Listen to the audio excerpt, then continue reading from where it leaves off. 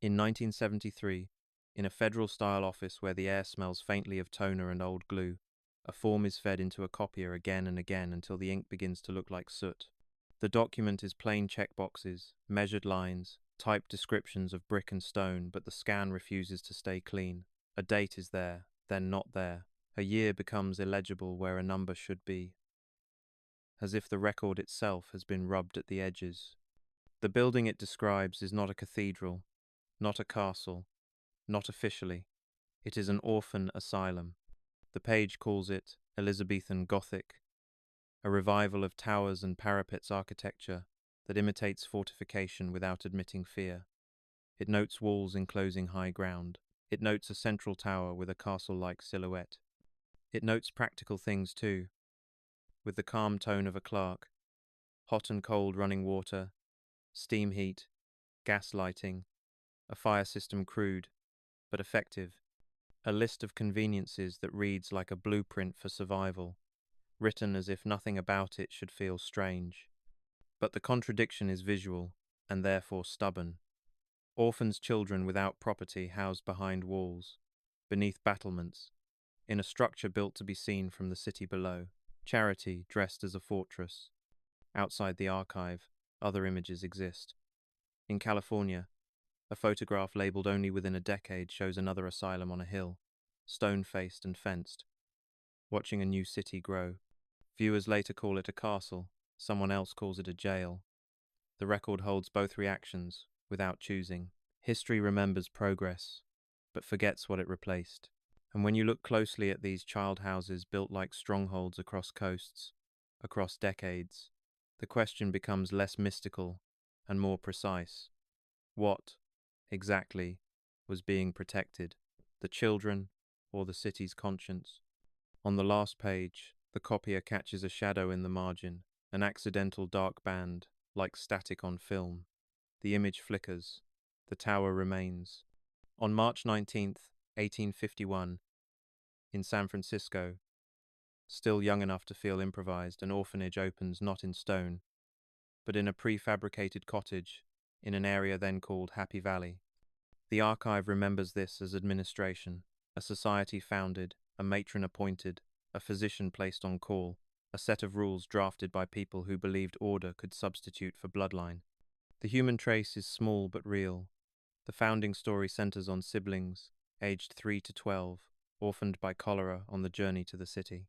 It is the kind of detail that survives because it fits on one line, an origin story that can be repeated at fundraisers without disturbing the donors. In the official telling, the reason for orphan homes is simple: epidemics, migration, fire, poverty children, left behind by the velocity of the 19th century. The board is mostly women. Legal trustees are appointed because property must be held in someone's name. Charity, in this period, is also governance. The artifact in this first chapter is not a tower but a notebook, minutes and subscription lists. The sound of pen on paper, the friction of civic life becoming a system. In the background, the motif begins, a faint mechanical hum, not yet electrical, more like the city itself vibrating with construction. The timestamps in the record are clear. 1851 is consistent yet. Unease enters through another date a year later. By 1852, the child count is already rising, and the cottage is already too small. No conspiracy is required, only scale. Present-day continuity is visible in the way modern child welfare agencies still inherit older institutions' names and records, long after the original buildings are gone. The official story begins with care. The architecture will come later. Wind moves through unfinished streets. Fog rolls in from the bay. The voiceover reads what the early ledger does not. Children grow fast, and buildings either expand or harden. In February of 1853, the San Francisco Orphan Asylum Society acquires 2 blocks of land beyond the city's edge, an undeveloped hill, sandy and exposed, where the air carries grit and the fog erases distances. A month later, a want ad is placed. An architect is requested to plan a fireproof building of stone or brick to be erected on the heights. The official rationale is practical, and the archive agrees. Fires are common. Wood is vulnerable. The city is unstable. A stone building is a technology of continuity. The orphanage is meant to survive the very disasters that produce orphans. By March of 1854, staff and 23 children move into a new stone asylum on the hill. The description of the building towers, parapets, finials sounds almost accidental, as if style arrived while everyone was trying to solve the problem of flame. But even in a frontier city, aesthetics are never neutral. A fortress silhouette communicates permanence. It tells donors their money has become something that cannot be blown away. The artifact anchor is visual. An early photograph later labels the building plainly as an orphan asylum, yet the structure on the hill reads like a different genre, castle-like, fenced, isolated. The record holds the date of occupancy, but the image forces another question. Why does refuge look like defense? The human witness line is indirect here, preserved in how fundraising worked: concerts, plays, festivals, door-to-door solicitation, ordinary cultural life converted into a war chest for stone. The contradictory timestamp is subtle. The land is purchased in 1853. The children move in 1854. Yet later, cataloguing often dates the surviving images broadly within a decade, suggesting the archive is certain about the institution, less certain about the frame. In the present day, the hill is not a hill. It is developed. The skyline has swallowed the asylum's former isolation, but the logic remains recognizable. When society fears instability, it builds care into stone. A quiet reflection closes the sequence. In the documents, it was fireproof. In the silhouette, it was a warning. In Newark, New Jersey, the record becomes more explicit. The Newark Orphan Asylum is chartered in the late 1840s. Within a few years, the original accommodations are insufficient. A site is purchased in 1853. Work begins soon after.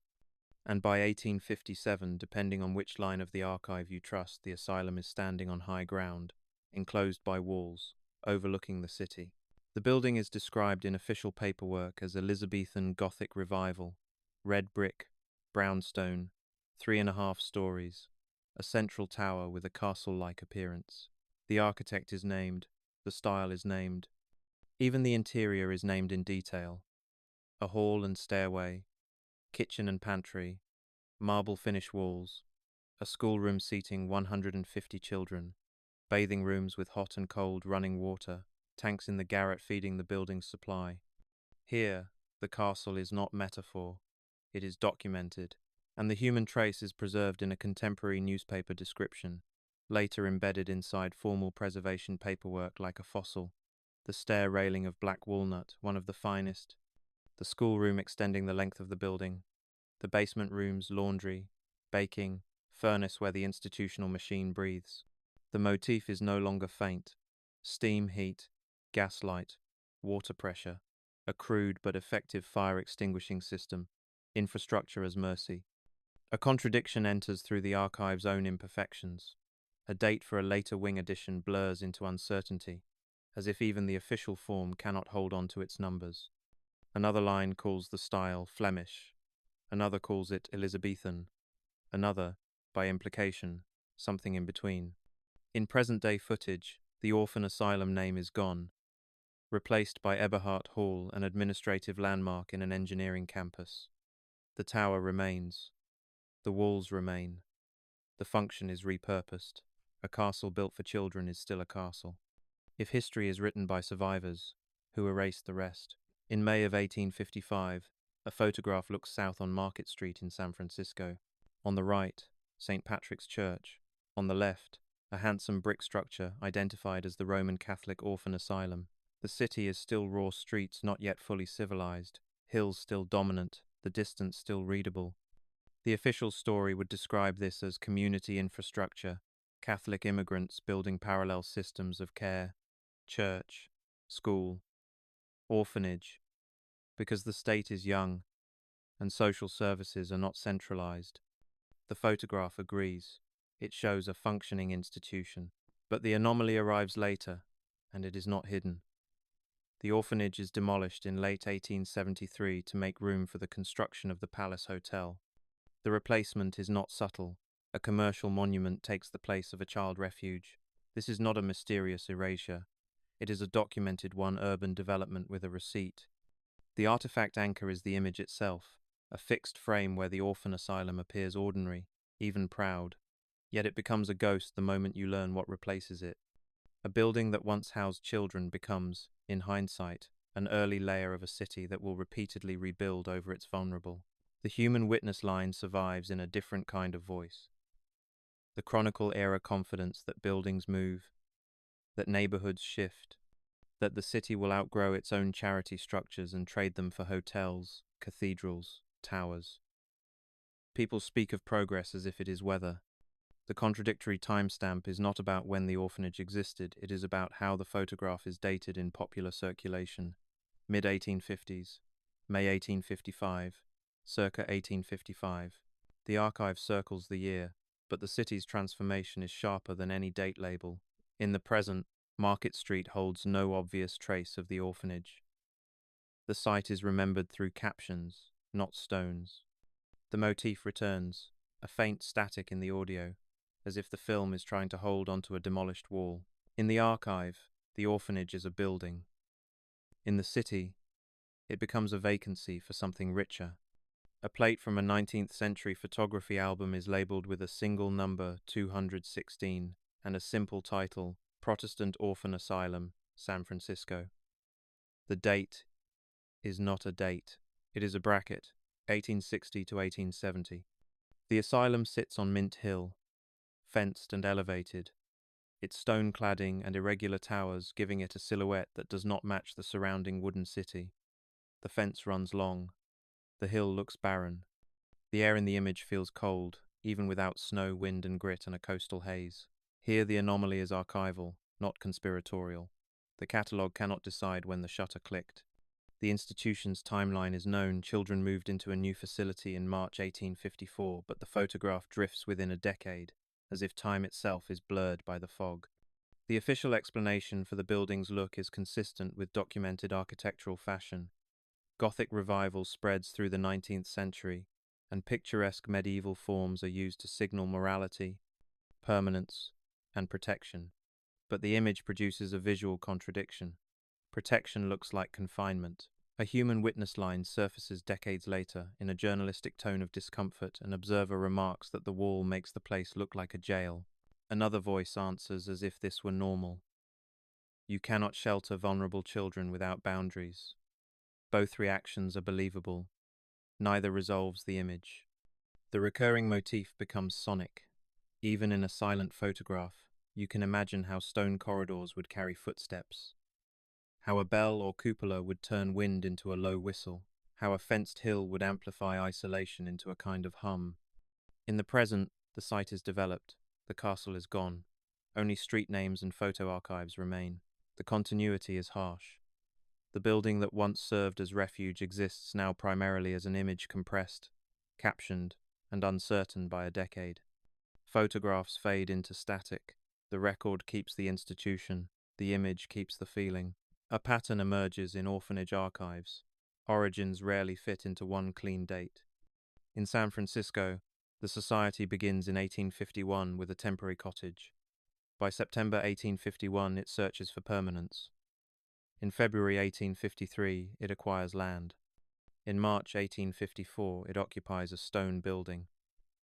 In some retellings, the institution starts more than once, each new address treated like a rebirth. This is how 19th century care actually worked. It was mobile before it was monumental. The fortress comes after the improvisation. The artifact anchor here is administrative rather than architectural. The purchase price recorded for the two-block lot, $100, reads almost impossible to modern ears, yet fits a city still assembling its own value system. The record also preserves names of donors and benefactors later associated with the institution.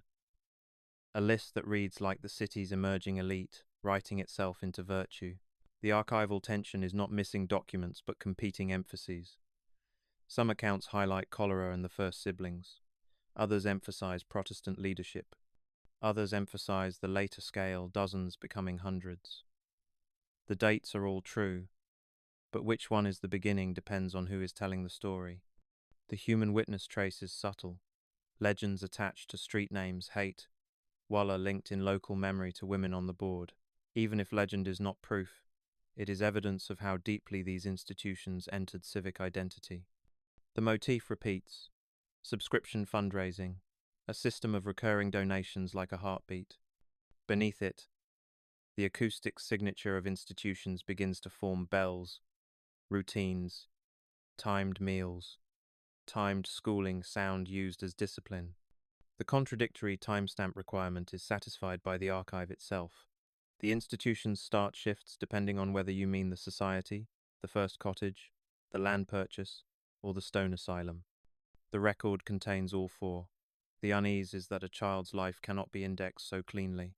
Present-day continuity appears in how modern non-profits inherit these layered origin stories, still needing to explain their legitimacy through dates.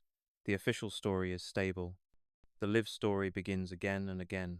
In the archive, the founding is one sentence. In the children's lives, it is relocation. In Washington, D.C., on January 25th and 26th, 1909, a conference convenes on the care of dependent children. The president's message later describes attendees coming from nearly every state, representing leading religious bodies and professionals engaged in childcare. The official record is not ambiguous about the ideological shift. The second half of the 19th century is described as an institutional era, and the conference functions as a protest against placing dependent children in institutions. The language is careful, policy does not speak like poetry, but the meaning is direct. Children should be cared for in families whenever practicable. This is the anomaly in the castle narrative. Within the very society that built monumental orphanages, an official consensus begins to form that the monuments are wrong, or at least insufficient. Architecture cannot substitute for kinship. The artifact anchor is bureaucratic. Published proceedings, printed messages, formal conclusions of the conference. The human witness line is the policy voice itself, measured, public, recorded. It is the state speaking about children as if children are a national infrastructure. The contradictory timestamp is not about the date of the conference. It is about what it calls the institutional era, a broad judgment that reframes decades of castle building as a phase to be moved beyond. Suddenly, stone strongholds are not progress but a historical mistake. The motif shifts from bells to paperwork, the faint rustle of reports replacing the echo of corridors. Yet the hum remains. Systems do not disappear. They reorganize.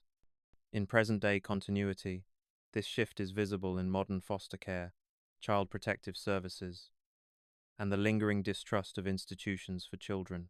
The castles remain in archives and repurposed buildings, but the philosophy that built them becomes suspect. The walls were built to protect, but protection and confinement are twins in the same stone. If history is written by survivors, who erased the rest? Return to the want-ad language, a fireproof building of stone or brick erected on heights. In the 19th century, fireproof is not a marketing flourish. It is a survival technology. Cities burn, tenements ignite, wooden roofs turn neighborhoods into tinder. An orphanage built of stone is a statement that the institution intends to outlast the disasters that create its residents. The artifact anchor is the building material itself: quarried stone, brick, brownstone trim, each chosen not only for beauty but for endurance. Some later accounts describe stone sourced directly from the hill itself, a literal conversion of landscape into shelter, as if the earth is being reshaped into a wall against the city's chaos.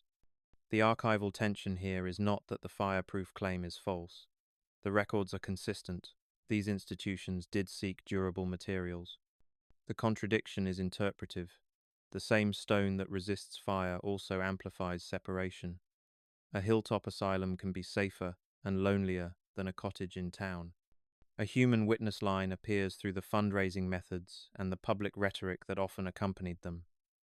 Concerts and festivals are staged, so children can be housed in something that will not burn. Civic culture becomes a construction tool. The recurring motif becomes physical and audible. The sound of masonry work, hammer on stone, chisel, the scrape of trowel translated into the later echo of corridors. Stone remembers vibration. The contradictory timestamp is contained in later cataloguing of early images, some dated within a decade, while the building's functional start is fixed. The structure is stable. The archive's labeling is less so. Present-day continuity is obvious in every modern code requirement for fire safety in schools and dormitories. The 19th century orphanage is a prototype of institutional safety thinking, scaled up. For viewers attuned to alternative historical readings, the obsession with stone, height, and fortified form can feel like a memory of an older architectural logic cities built around resilience rather than comfort. The archive, however, supports a more mundane truth. The technology being revived is not lost civilization engineering, but a medieval aesthetic repurposed for modern risk. Dust drifts through a shaft of light. The voiceover continues over silent masonry. In the Newark orphan asylum, the documented technology becomes startlingly specific. The building is described as having gas lighting and steam heat, a rarity even in many prosperous private homes in 1857. It has hot and cold running water. It has bathing rooms. It has attic tanks supplying water to one side of the building. It has a laundry room, baking room, furnace room. It has a fire extinguishing system described as crude but effective. This is not esoteric. It is engineering, and it is care. The artifact anchor is the interior description preserved from contemporary reporting and embedded into preservation documentation. A schoolroom seating, 150 children, a pantry beneath the stairway, a kitchen fitted for scale, an emergency hospital space tucked into the upper level. The human trace is in the phrase, built with the child's welfare and convenience in mind. A rare moment where a 19th century institution admits empathy as a design principle rather than a sermon. The archival tension is visible in the way later adaptation modernizes the interior for college administration, leaving only fragments, timber beams pegged together, suggesting how quickly functional evidence can be overwritten by new use. The contradictory timestamp returns in the archive's own partial obscurity. An addition is mentioned, but the year blurs. Digits become uncertain. This is what erasure often looks like in real history, not secret societies, but poor scans, lost papers, fading ink. The motif becomes a low mechanical hum. Steam in pipes, water in tanks, gas hiss in lamps. In a child's experience, these systems are not abstract. They are warmth in winter, light after dusk, bath water instead of a bucket, a sudden quiet when the gas is turned down. Present-day continuity is strong. The same systems, heat, light, water, fire safety, are the baseline of modern institutional life. The orphanage castle was, in part, a machine designed to keep children alive. In stone, the building looked medieval. Inside, it ran on modernity. To understand why so many child institutions adopted castle-like forms, the 19th century's architectural ideology must be treated as a technology social circuitry as real as steam. Gothic revival is a conscious movement. It draws from medieval forms, pointed arches, towers, parapets, not merely for style, but for meaning. It is associated with assumptions about the beneficial nature of the medieval past. Discipline, piety, stability, a world ordered by moral hierarchy rather than market chaos. For Protestant and Catholic institutions alike, this symbolism matters. An orphanage is not only a shelter, it is a claim about what kind of citizens these children should become. The building becomes a silent teacher. The castle says, "You are protected, but also watched. You are inside the walls of acceptable life." The artifact anchor here is not one building, but a repeating pattern. Towers and cupolas, fenced grounds, central halls, dormitory wings, schoolrooms aligned like factory aisles of virtue. A hilltop location makes the building visible, a civic landmark that reassures donors and warns disorder. The human witness line survives in architecture, commentary, and institutional rhetoric. Temporary needs are answered with permanent stone. Even without invented quotes, the intent is readable in the forms chosen and the money spent. The archival tension is interpretive rather than documentary. Records can be consistent and still create discomfort. A refuge that resembles a fortress can be a faithful representation of the era's worldview, care delivered through control.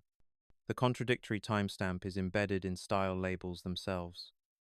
Elizabethan, Flemish, Gothic, picturesque different names for the same impulse, as if the archive cannot decide which past is being revived.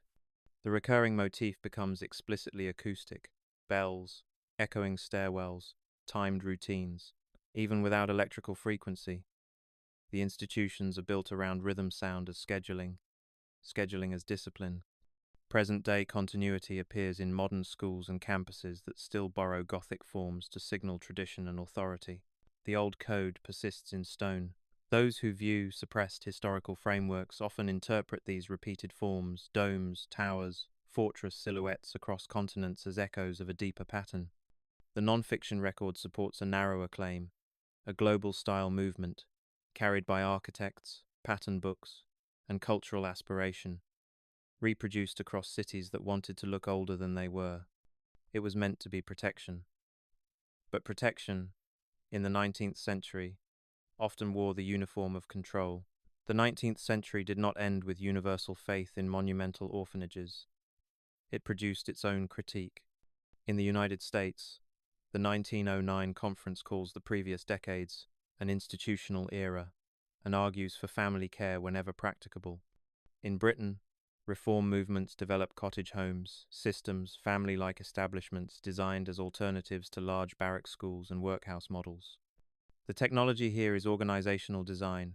Break the mass institution into smaller units that mimic domestic life.